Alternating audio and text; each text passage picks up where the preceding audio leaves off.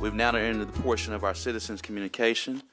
We have one communication card from Mr. Racop regarding the topic of the Little Rock Police Department Chief of Police selection issues. Before I get to that, Mayor, I'd like to point out that I did have a card to speak on the edition M1, but it wasn't recognized.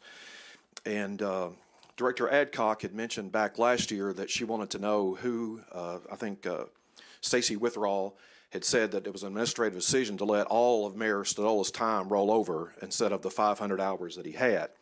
And Director Adcock repeatedly asked Ms. Witherall who was the administrative decision maker.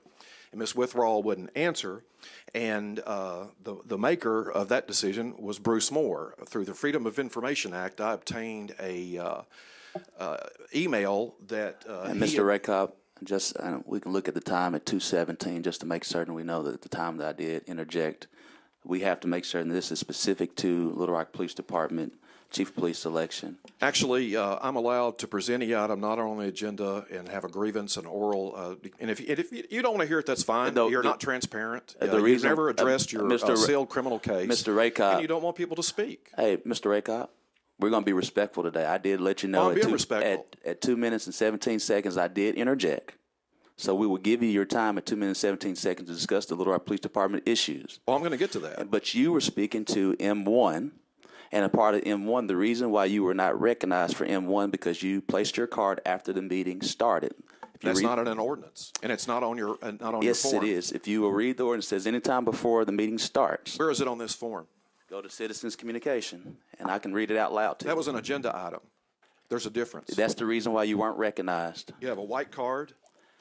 Where on this form Mr. does it Racop, say you were to turn in the white card? We're going to be respectful today. No, I am respectful. You're not going to be respectful today? Where is it on this form that it says you have to turn the white card in? Mr. Racop, I'm not going to read anything for you, but if you want to continue on, your time is... It's not there. It's not there. Just be honest. Well, thank you so much, Mr. Racop. That's all we ask, is that you be honest. Mr. Racop, thank you so much. All right. But anyway, Ms. Adcock, the city manager is the one that told Ms. Witherall to let all of Stadola's time roll over, and I can provide you with that copy of that email.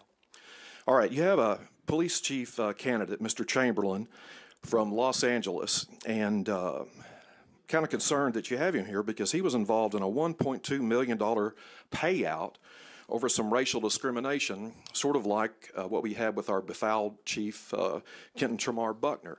Why do we want to have someone come in to the city that has this type of history?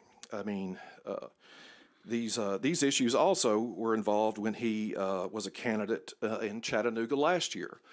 And I think it's a disservice to the citizens of Little Rock that you have a candidate like this with this type of history in the running to be our police chief. And I don't know who did the vetting of this candidate, but all you have to do is go on Google, put Chamberlain, LAPD, and lawsuits, and you'll get all the information you want. One of the things that he said was he had officers coming for a Christmas overtime, and he told them he didn't want them sitting at 7-Eleven drinking watermelon Slurpees. Now, how you can consider that individual to be our next chief is just beyond me. Thank you for your time. Thank you, Mr. Racop.